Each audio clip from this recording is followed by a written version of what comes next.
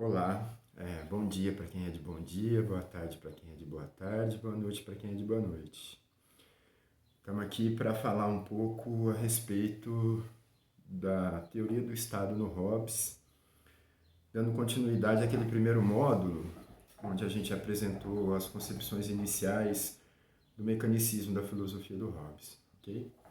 Então, retomando aqueles 10 primeiros capítulos do Leviatã, lembremos que na introdução ele começa apresentando o assunto da sua filosofia, entendendo a natureza como uma espécie de artifício, ou seja, segundo ele, a arte mediante a qual Deus fez e governa o mundo.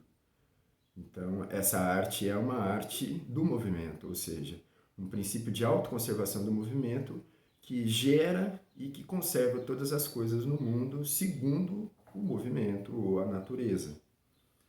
Ele diz, essas regras são regras que regem o cosmos como um todo, e evidentemente o planeta Terra, e o homem que evidentemente está na Terra.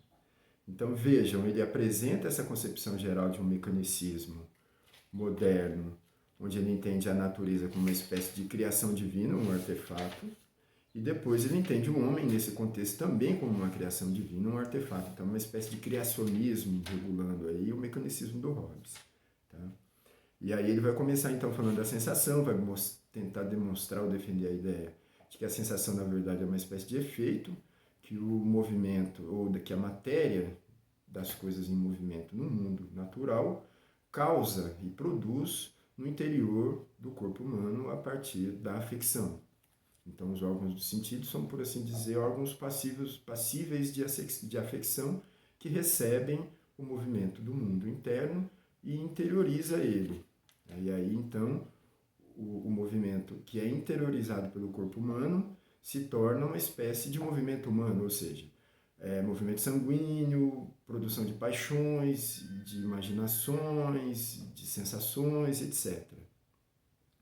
Então, essa concepção de movimento do Hobbes é uma espécie de matriz do movimento, diz ele, né?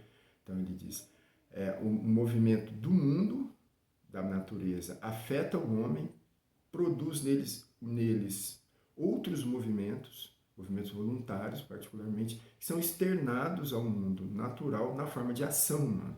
Então, um movimento que começa no mundo, passa pelo homem e externa ao mundo na forma de movimentos voluntários. Ele diz, esses movimentos externados a partir da ação humana são o assunto propriamente da filosofia política, o comportamento humano. Então, vejam, aqui ele vai apresentando como é que essa teoria do movimento move e comove os homens e como isso regula suas vontades e como essas vontades regulam as suas paixões e as suas ações no mundo, e essas ações vão regular a relação dos homens uns com os outros. Ele diz, isso é social, essa relação que os homens mantêm uns com os outros, seja no estado de natureza, seja no estado civil, mas a princípio aqui, até o capítulo 10, que é onde ele havia tratado do assunto do movimento, essas relações são relações em estado de natureza. Então percebe, ele passa por todas essas considerações a respeito do movimento externo que afeta o homem e que regula suas ações, para desembocar na ideia de que, então, o princípio de autoconservação do movimento, da matéria, é que regula todas as coisas da natureza, inclusive o comportamento humano. Então, qual é a tendência do comportamento humano? É buscar a autoconservação dos indivíduos. Ele diz, então, para se autoconservar, os corpos precisam ter poder. Por quê? Porque sem poder não é possível se autoconservar. É necessário poder de geração e poder de conservação daquilo que já se possui. Ele diz, o poder é essas duas coisas. Ele tanto gera quanto conserva aquilo que foi produzido. Então, para uma coisa gerar e se manter no movimento, é preciso ter poder. Ele diz, então, é por isso que as ações humanas em estado de natureza tendem sempre a buscar poder. Poder, mais poder, mais poder, mais poder. É aquilo que mais tarde, né, autores como Foucault e o próprio Nietzsche vai falar de vontade de poder. Então, aqui Hobbes inaugura essa ideia de que o resultado das ações humanas, particularmente das ações voluntárias, é a busca por poder e mais poder. E assim ele termina o capítulo 10, né, definindo o que é poder, e iniciando o capítulo 11, onde ele fala que a vida do homem em estado de natureza, o que ele entende por estado de natureza? Que é a condição em que o homem se encontra isento das obrigações civis, seja hipoteticamente considerado, seja em algum momento histórico, anterior ao próprio Estado, ou seja, naquele momento em que o Estado não intervém nas ações humanas. Isso é o estado de natureza, por Hobbes. Diz, nessa condição, os homens estão em uma constante guerra uns contra os outros. Por quê? Porque na busca pela autoconservação, esses homens tendem a se apropriar de tudo aquilo que a natureza lhes deu para se autoconservar, inclusive os outros homens. Então, a situação acaba se tornando um conflito generalizado. Percebam? No capítulo 11, ele vai falar exatamente das diferenças de costume. Ele vai falar assim, olha, o que ele está chamando de costume, apesar dos homens, cada qual, se relacionar com a natureza e com o meio natural de modo diferente, eles buscam sempre a mesma coisa, que é a autoconservação. Porque a natureza é diversa em muitos lugares e regiões geográficas e tal, mas as mesmas leis é que regem todas essas coisas, inclusive o comportamento humano. Então vai falar assim, apesar das diferenças gigantescas ou culturais entre os povos, esses povos todos, enquanto homens, tendem a buscar sempre a mesma coisa, que é a autoconservação da vida e particularmente de uma vida confortável, prolongada e segura, que é o que a natureza prescreve para todas aquelas coisas que tendem a se conservar no movimento. Então, a partir dessa concepção de movimento, ele vai falar a respeito do irrequieto desejo de poder entre os homens. Então, o poder, ele é quase uma exigência da natureza para a autoconservação do homem. O homem é, por assim dizer, impelido naturalmente a buscar poder para se autoconservar. Não por um direito propriamente seu, mas por uma lei de natureza que prescreve esse tipo de comportamento para todos os corpos em movimento. E é aí que ele vai falar, então, por que essa tendência natural do homem é buscar poder e mais poder. E é aí que gera o medo. Por quê? Porque o homem fica projetando aquilo que ele poderia esperar em relação tanto à ação de si mesmo, a sua esperança, quanto da ação do outro, que pode ser mais ou menos forte que ele. E aí o medo, essa ambiguidade da projeção dessa capacidade do homem de adquirir o poder e os meios para se autoconservar. Então, o medo resulta daí, como uma paixão derivada diretamente do princípio de autoconservação que regula as ações do homem e faz com que ele tenha esperança de alcançar os meios para a sua autoconservação e tenha medo de que os outros homens também façam o mesmo. Gera essa situação de desconfiança e de antecipação. E nesse caso, particularmente no caso de um estado de guerra generalizado, a maneira mais adequada de se autoconservar é se antecipar. Diz ele, é por isso que o estado de natureza é um estado de guerra. Então percebam, dessa perspectiva que o Hobbes apresenta o estado de natureza, ele é sinônimo de guerra. Por quê? De conflito e de competição. Porque assim prescreve a natureza. Então, de certo modo, romper com o estado de natureza é romper com a natureza, ou seja, superar ela através de um artifício que seja propriamente humano e não natural. Então, essa diferença entre a natureza e o artifício é o que caracteriza o contratualismo do Hobbes. Vai dizer assim, o contrato é uma coisa artificial. O Estado fundado a partir do contrato não é uma coisa da natureza. A natureza impele o homem a buscar a guerra, a fazer a guerra para se autoconservar, porque é mais prático. E nessa situação, então, gerada por essa busca natural pela autoconservação, é que o homem encontra o Estado como um meio para alcançar outro fim. Que meio é esse?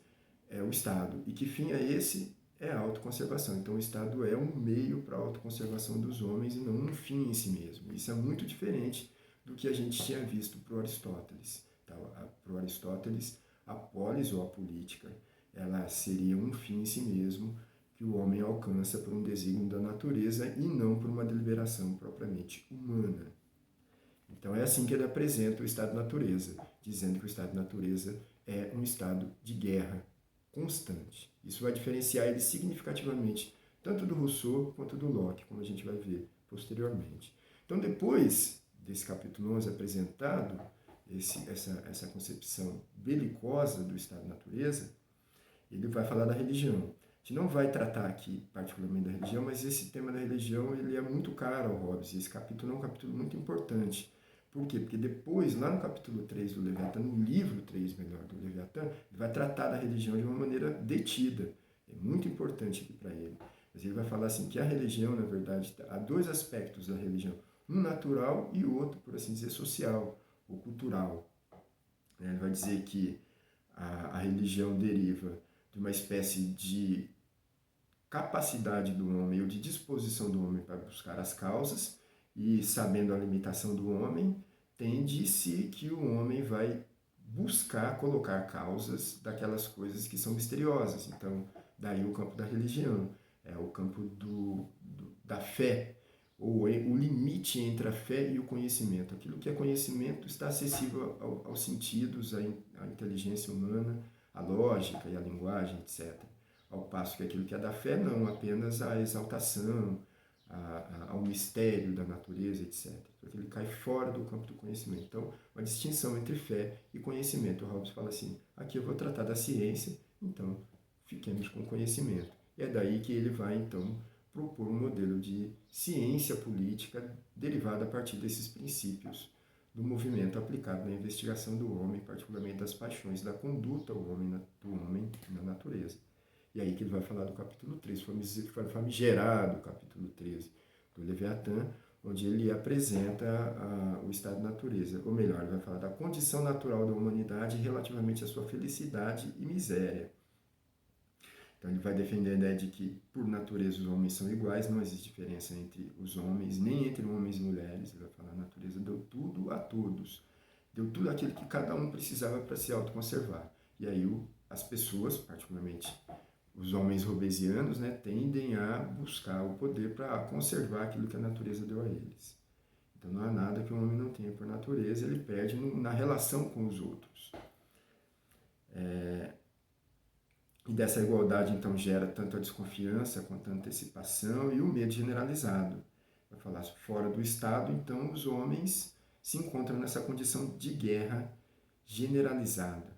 E tudo isso por conta da autoconservação, tendo em busca a autoconservação de cada um. Mas percebam, a autoconservação ela pode levar o homem tanto a fazer a guerra quanto a fazer a paz. E é isso que ele vai tratar no capítulo 14.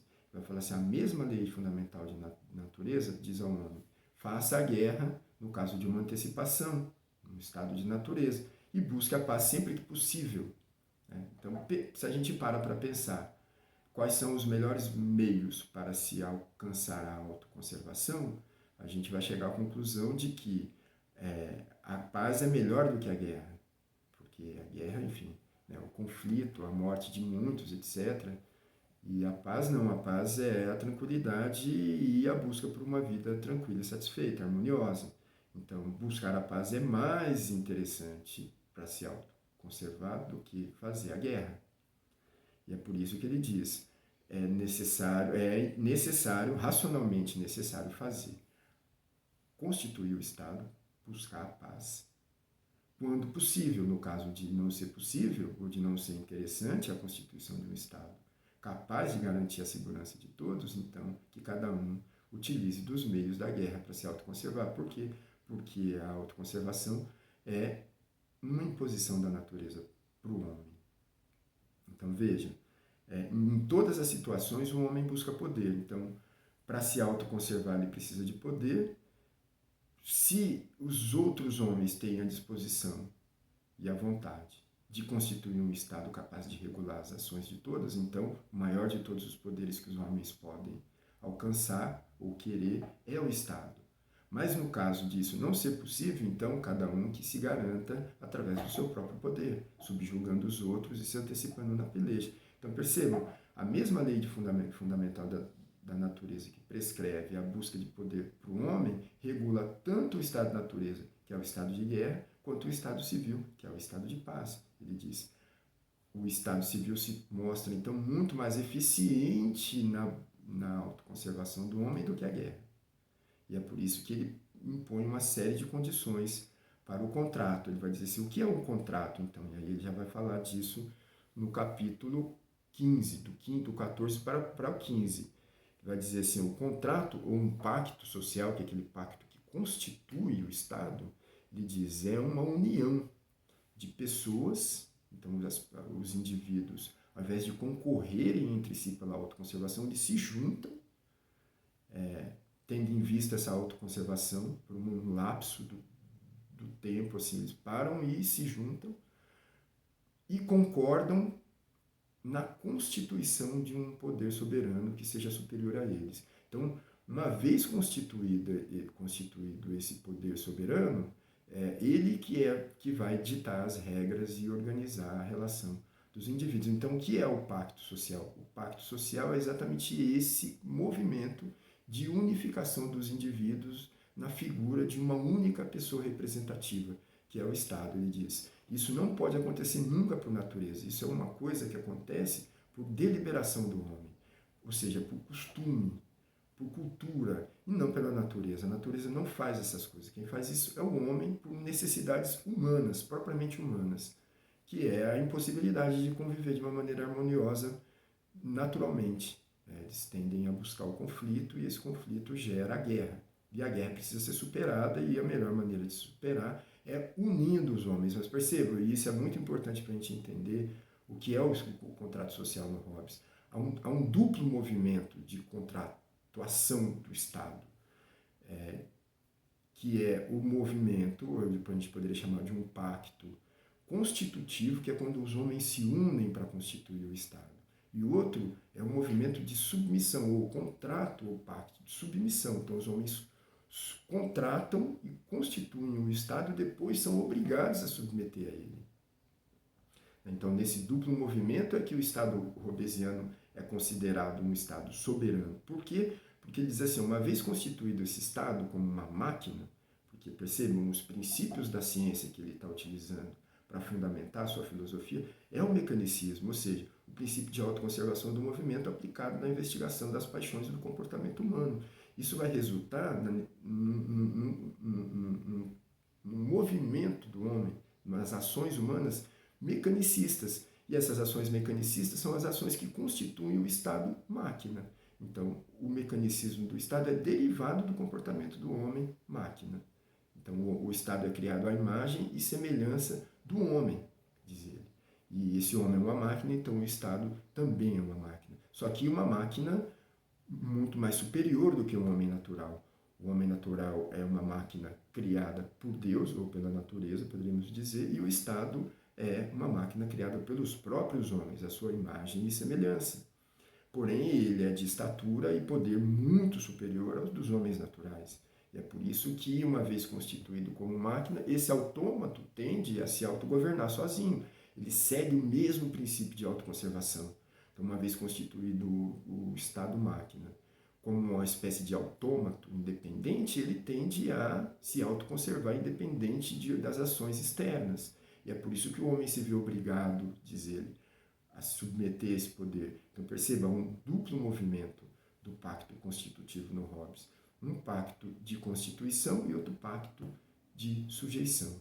E esses dois movimentos é que constituem o Estado hobbesiano como um Estado soberano. E é aí que ele vai apresentar, no capítulo 14, as leis de natureza, como leis que regulam as ações tanto dos indivíduos quanto do Estado. Então, o mesmo princípio de autoconservação que rege as ações humanas e leva eles à guerra, mas também leva eles à constituição do Estado, deve reger as ações do Estado civil, que foi criado à imagem e semelhança desse homem, segundo as mesmas regras da natureza. Ou seja, o Estado criado como uma máquina, ele tende a se autoconservar, conservar seu movimento, fazendo tanto a guerra quanto a paz. E aí, o mais interessante seria que ele fizesse a guerra com os outros estados soberanos e a paz no seu interior. Mas isso são questões relativas à constituição e administração do Estado, que o Hobbes vai falar no capítulo 2, melhor, no livro 2, capítulo 17, 18 em diante. Tá? Aqui ele apresenta a ideia de que o bem, o mal, a justiça e a injustiça, todas aquelas coisas que diz respeito à vida política do homem, são estabelecidas a partir da Constituição do Estado. Antes disso, essas coisas eram flexíveis, segundo o comportamento e o costume de cada um segundo aquilo que a natureza prescreveu em dadas situações, em diversas situações. Então não há uma regra comum nem do que é o bem, do que é o mal, do que é o justo, do que é o injusto, varia muito. Vai dizer, uma vez instituído o Estado e os homens submetidos a ele, a esse poder soberano, é aí então que surgem as primeiras concepções compartilhadas ou comunitárias do que é o bem, do que é o mal, do que é o justo, do que não é o justo, etc. Do que é a lei, do que é o direito. Lembrando que a lei é uma obrigação e o direito ela é uma liberdade, e essas coisas se opõem. Então, como é que essas coisas convivem no Estado? Hobbes vai dizer assim, somente através de artifício. Essas coisas não podem acontecer de maneira natural. E é isso que ele vai tentar defender no capítulo 14 e também no 15, quando ele vai falar a respeito das leis da natureza e dos contratos, como é que essas coisas elas são de certo modo complementares, como é que uma coisa está ligada com a outra. Embora o contrato seja um artifício, um recurso humano, portanto antinatural, nem por isso ele nega os princípios fundamentais da natureza, que é o princípio de autoconservação. Então, essas coisas todas são articuladas pelo Hobbes aqui nesses capítulos posteriores ao 13.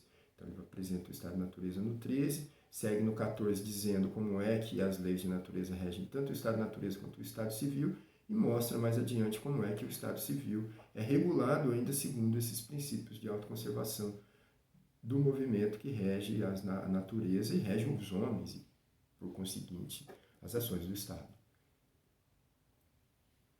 Bom, todas essas concepções o Hobbes apresenta tendo em vista aquela ideia inicial que ele diz lá na introdução, que o homem é um grande imitador, o homem imita a natureza.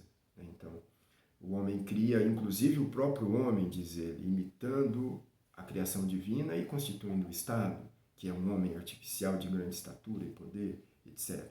Então, lembrem, lá da tragédia do Aristóteles, lá atrás, aquela ideia de imitação. Eu dizia, olha, a imitação é aquilo que regula a racionalidade humana quando ele tenta, de certo modo, o homem tenta, de certo modo, resgatar aquilo que era passado para atualizar no presente uma coisa que tenha interesse futuro. E é mais ou menos nessa perspectiva que o Hobbes está trabalhando. Então, veja, vários elementos da tragédia vão aparecer aqui no capítulo 16, onde ele vai falar das pessoas e coisas personificadas. É aqui que ele vai tentar explicar como é possível que uma multidão de indivíduos se torne uma única pessoa. Ele vai dizer assim, não, por natureza não é possível isso. Só é possível por convenção, por artifício, por costume, por cultura, enfim, por algo que é propriamente humano e não natural. E aí que ele resgata uma série de elementos da tragédia, ou do teatro, poderíamos dizer, né, para fundamentar um modelo de filosofia política moderna que é uma teoria da representação política. Por que a gente entende que até hoje a nossa política estatal é uma política representativa? Mesmo quando a gente fala de democracia, a nossa democracia que é a participação de todos ou do maior número de pessoas possíveis, ainda assim a gente fala de representação. Por quê? Porque o Hobbes, de certo modo, é um grande teórico do movimento estatal e o modo como ele inaugura a sua concepção moderna de Estado deriva da teoria da representação e particularmente da história, da tragédia e do teatro. E é por isso que a gente, a princípio, começou considerando alguns elementos fundamentais da tragédia aristotélica, resgatando a coisa do mito, da imitação e da racionalização, né, da síntese, etc., da atualização. E é aqui que ele vai apresentar essa concepção de Estado representativo como uma grande pessoa artificial, uma pessoa jurídica, diríamos, né? Então, no capítulo 16, ele vai falar o que é uma pessoa, então, uma coisa da pessoa, da persona, da personagem, tudo isso vem da tradição do teatro. O que é uma pessoa artificial, uma pessoa natural, chamaríamos hoje, sei lá, uma pessoa física, uma pessoa jurídica. A pessoa jurídica é representativa ou representa os outros, enquanto a pessoa física representa a si mesma, suas próprias ações, etc. E ele vai dizer como é que esses elementos todos articulados constituem um pacto que obriga tanto o autor quanto o ator. Então, essa coisa do ator é a representação, é o representante, né? Então o ator representa a ação ou o ato de um autor que move uma ação. Então, nessa relação entre ator e autor é que Hobbes vai constituir os fundamentos da sua política representativa. Então, perceba, é um resgate daqueles elementos da tragédia que nós já havíamos apresentado lá no Aristóteles. E o Rousseau, mais adiante, o Locke menos, mas o Rousseau vai resgatar bastante elementos significativos dessa tradição do teatro no modelo de política representativa moderna, iluminista no caso dele, né? Mas então, voltando aqui ao Hobbes, é curioso a gente notar como toda a sua teoria da representação remonta a essa tradição do teatro. Isso é muito comum na modernidade, pensando no pensamento inglês. Então, influências de autores como o próprio Sidney Godolphin, que era o cara para quem o Hobbes dedica o Leviatã, lá na apresentação, que é um poeta. O próprio Francis Bacon, que foi patrão do Hobbes, né, ainda jovem, também tem uma influência muito forte com o teatro. O Shakespeare, que inclusive parece estar relacionado com esses caras, tanto com o Sidney Godolphin, quanto com o Francis Bacon e outros tantos autores da modernidade. Então, essa coisa que resgata, inclusive, a tradição romana, greco-romana, do teatro, é fundamental para entender a teoria da representação moderna. Isso, embora apareça aqui na filosofia política do Hobbes e na concepção de Estado, ele vai dizer assim, olha, esse Estado representativo, esse Estado máquina, esse Estado artificial, mitológico, de certo modo, né? É ele que vai regular todas as demais ciências, porque a ciência se torna uma ciência pública, né? Uma ciência política, no sentido de que é o Estado que vai regulamentar e que vai fomentar todas essas ciências, não mais a igreja, não mais as seitas secretas que fazem as coisas escondidas. Essas coisas devem, na figura do Estado, né, ser garantidas em relação às doutrinas religiosas e se tornarem públicas. Então, esse movimento da ciência experimental, com Francis Bacon, o próprio Descartes, com outros tantos filósofos modernos, se torna uma questão em relação à publicidade do conhecimento científico. O conhecimento científico tem que ser público. E para ser público é preciso que haja uma instituição pública que regule isso. Então o Estado surge aí representando essa figura.